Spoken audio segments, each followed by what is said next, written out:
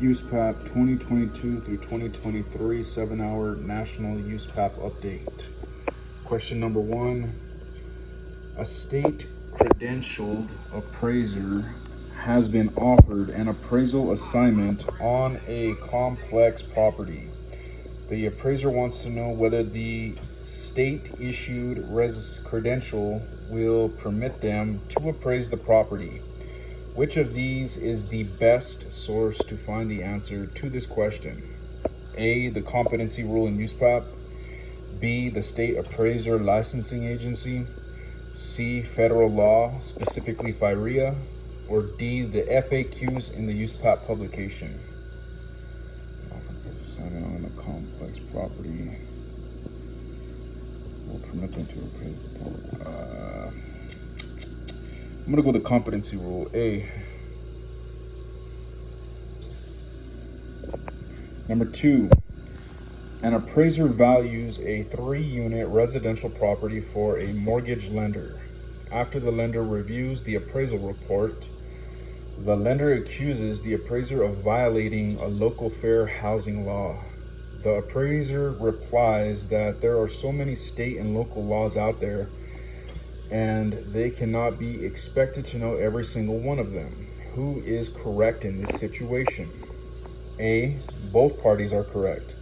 The appraiser cannot be expected to know every law, and fair housing is not covered in USPAP. B, the appraiser is correct as long as the appraiser follows USPAP. That is the only thing that matters. C, the lender is correct. The competency rule requires the appraiser to be aware of and comply with applicable laws.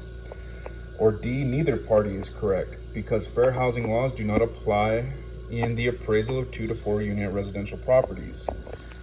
I'm gonna go A, both parties are correct.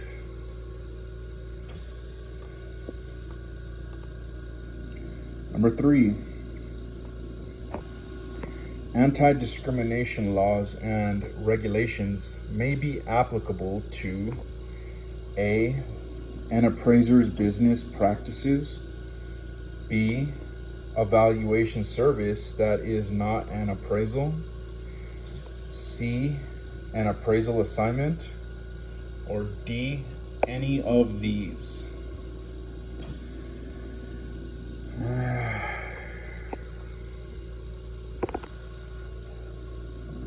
I'm gonna go any of these.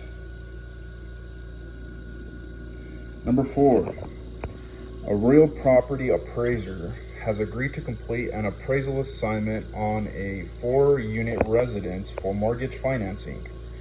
The appraiser is required by state law to comply with USPAP in this assignment. The client asks the appraiser to prepare a narrative style report instead of using a pre-printed report form.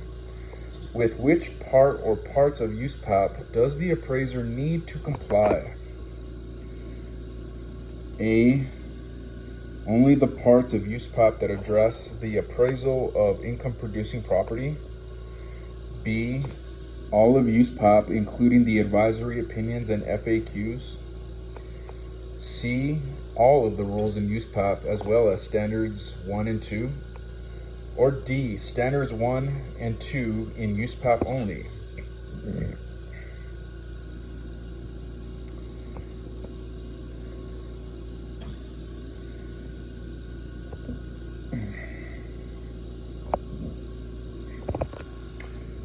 I'm gonna go B, all of USPAP including the advisory opinions and FAQs.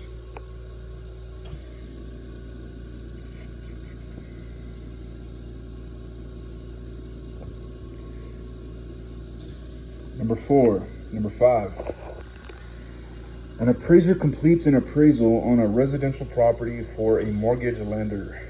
The property owner, who is also an appraiser, disagrees with the appraiser's value conclusion and writes a letter to the lender on company letterhead explaining the errors and omissions in the appraisal report and providing comparable sales, adjustments, and a value conclusion. Should the property owner have printed this letter on company letterhead? A, no, because this is potentially misleading to the lender as to the property owner's role. B, yes, because the fact that the property owner is an appraiser is important. C, no, because the property owner should have contacted the appraiser privately and asked the appraiser to change the value as a professional courtesy. Or D, yes, because the property owner has freedom of speech and may say whatever they want in whatever manner they want. I'm gonna go A. No, because this is potentially misleading to the lender as the property owner's role.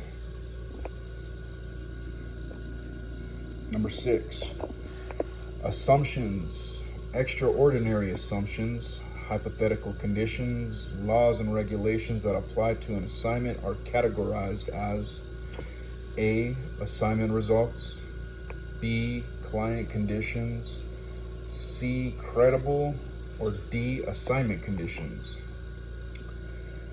I'm gonna go D, assignment conditions.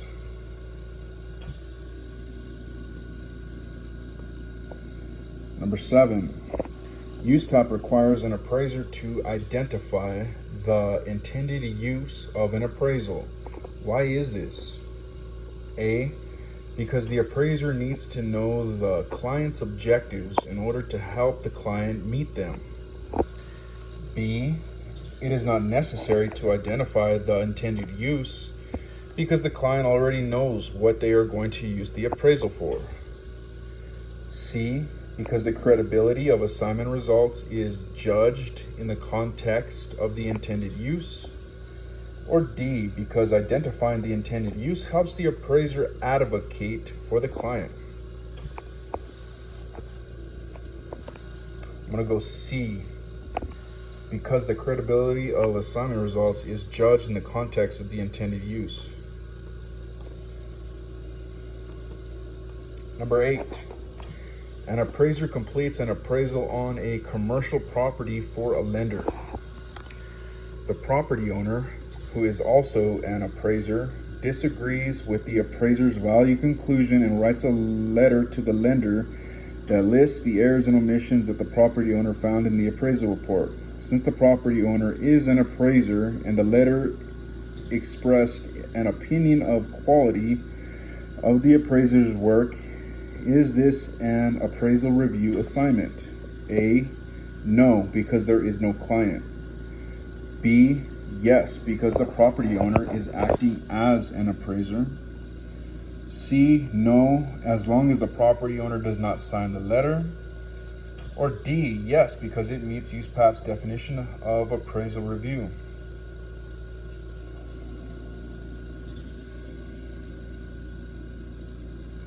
I'm gonna go A, no, because there is no client. Number 9, an appraiser is verbally providing value ranges for properties to potential clients before quoting appraisal fees and agreeing to perform assignments.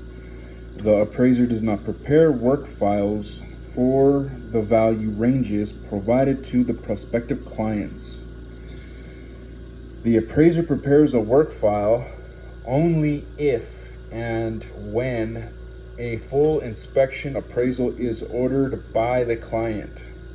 At what point is the appraiser required by USPAP to prepare a work file for these assignments? A, the appraiser is not required to prepare a work file for these assignments. B, after agreeing with the client to proceed with a full inspection appraisal. C, before issuing any report or communication of assignment results. Or D, before receiving payment from the client.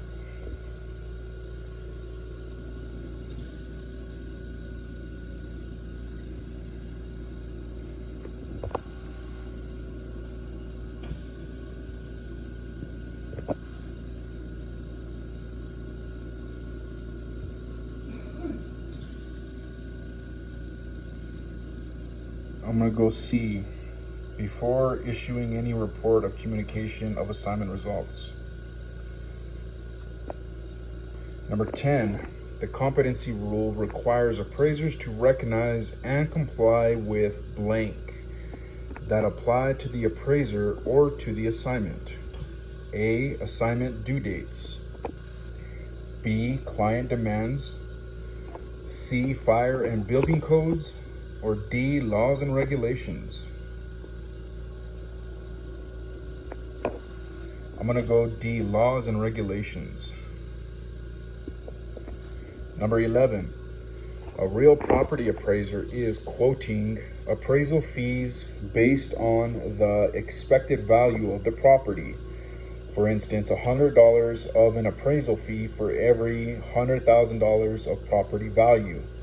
Is this permissible under USPAP? A, yes, assuming that this is disclosed in the appraisal report. B, USPAP does not address this issue. C, yes, as long the client agrees to this arrangement. Or D, no, this is not permissible. I'm gonna go D, no, this is not permissible. Number 12, an appraiser is verbally providing value ranges for properties to potential clients before quoting appraisal fees and agreeing to perform assignments. Sometimes after hearing the value range, the potential client decides not to order a full inspection appraisal. Is the appraiser required by USPAP to prepare a work file in these assignments where the client does not order a full inspection appraisal?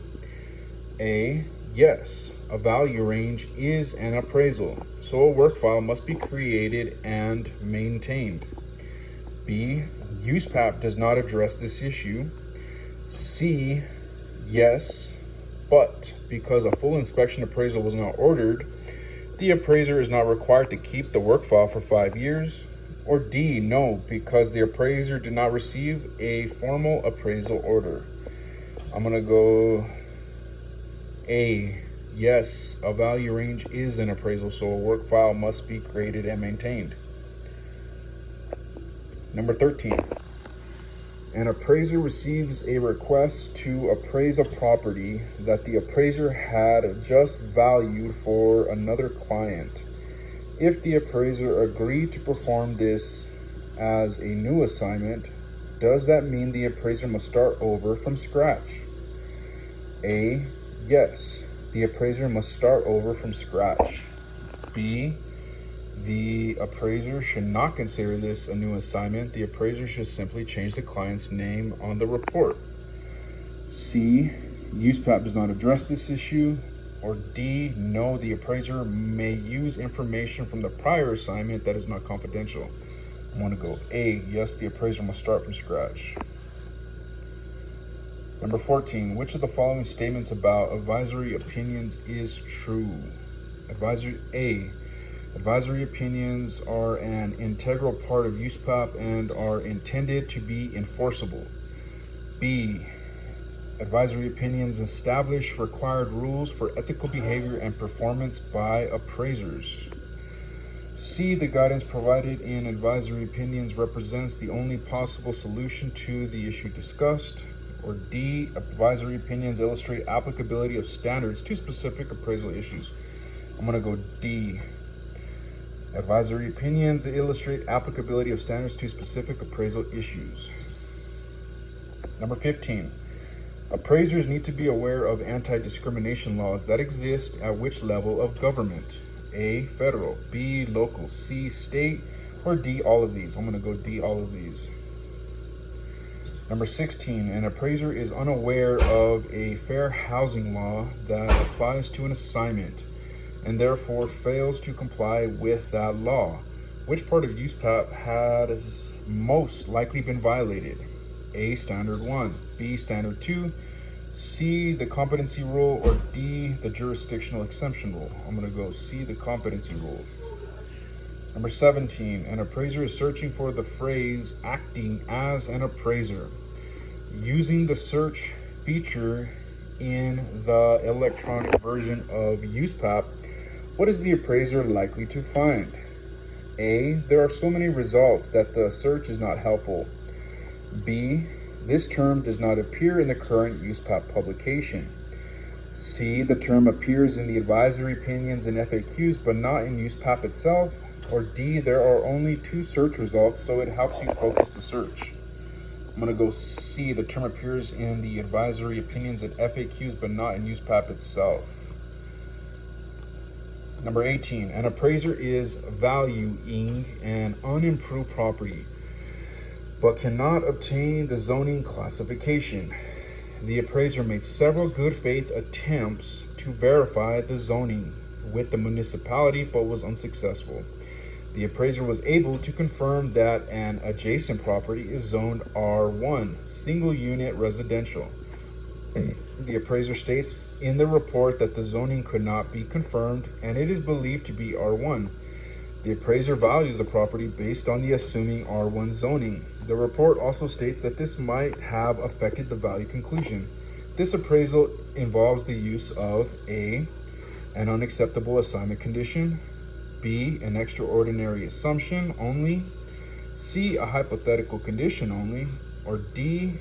Both an extraordinary assumption and a hypothetical condition. I'm going to go an extraordinary assumption. Number 19, a certified general appraiser is developing an appraisal on a complex income-producing property.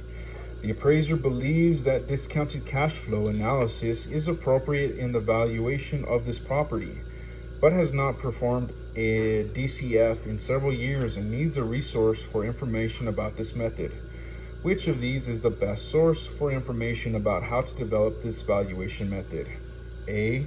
State laws or regulations, B. Appraisal textbooks, C. The FAQs in the USPAP publication, or D. The competency rule in USPAP.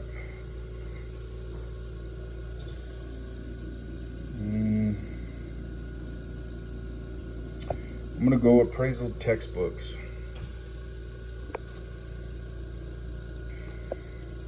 And number 20, many of the advisory opinions in the USPAP publication are similar in structure. Which of these items is not typically found in an advisory opinion? A. Frequently asked questions, B. Illustrations, D. Advice from the ASB on the issue, or D. Subject. Advisory opinion.